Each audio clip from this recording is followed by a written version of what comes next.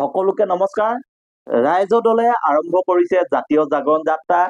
যোৱাকালিৰ পৰা ৰাইজ দলৰ সভাপতি অখিল গগৈ ডাঙৰীয়াৰ নেতৃত্বত শিৱসাগৰৰ ৰংঘৰৰ বাকৰিৰ পৰা ৰাইজ দলে আৰম্ভ কৰিছে জাতীয় জাগৰণ যাত্ৰা। হয়, আপোনালোকক আমি দৃশ্য দেখাই আছো, চাওক। এয়া যোৱাকালি দৃশ্য। যোৱাকালি ৰংঘৰৰ বাকৰিত ৰাইজ দলৰ কৰ্মী আৰু ৰাইজ দলৰ সভাপতি তথা শিৱসাগৰ সমষ্টি বিধায়ক অখিল গগৈ ডাঙৰীয়াৰ উপস্থিতিত ৰাইজ দলে আৰম্ভ কৰিছে জাতীয় জাগৰণ যাত্ৰা।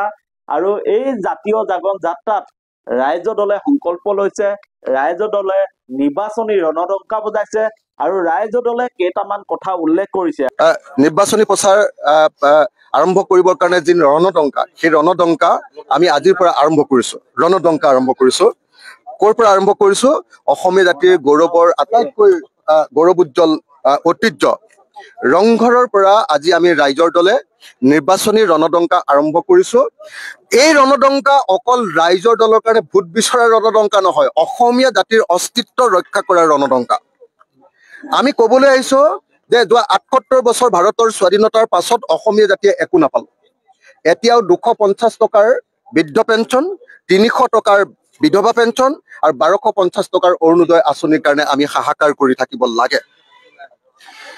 এই অৱস্থাৰ আমি পৰিৱৰ্তন বিচাৰো আৰু এই অৱস্থাৰ পৰিৱৰ্তন কৰিবৰ কাৰণে আমি ৰংঘৰৰ পৰা আজি সংকল্প ল'বলৈ আহিছো যে যদিহে সঁচাকে ২০২৬ চনত ৰাইজৰ দলৰ চৰকাৰ হয় বা ৰাইজৰ দলৰ সহযোগত চৰকাৰ হয়, অসমত থকা বিদেশী জাতি ধৰ্ম বৰ্ণ ভাষা নিৰ্বিশেষে বিদেশী এজনকৈ বিচাৰি অসমৰ পৰা প্ৰত্যেকজন বিদেশীক আমি বাহিৰ কৰি দিম।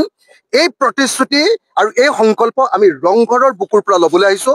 এজন অসমীয়া হিচাপে, গৰ্বিত অসমীয়া হিচাপে আৰু এজন গৰ্বিত আহোম মানুহ হিচাপে আমি এই সংকল্প ইয়াত ল'বলৈ আহিছো। এতিয়া অসমীয়া জাতিৰ সুৰক্ষাৰ কথা কৈ থাকে বিজেপি দলে, কিন্তু সদায় অকল হিন্দু মুছলমানৰ ৰাজনীতি কৰে। আমি এবাৰ ক'ব খুজিছো যে নহয়, অসমীয়াক যদি সঁচাকে সুৰক্ষিত কৰিব খুজিছা, অসমৰ ৬ জনগোষ্ঠীৰ জনজাতিকৰণ কৰি দিয়া।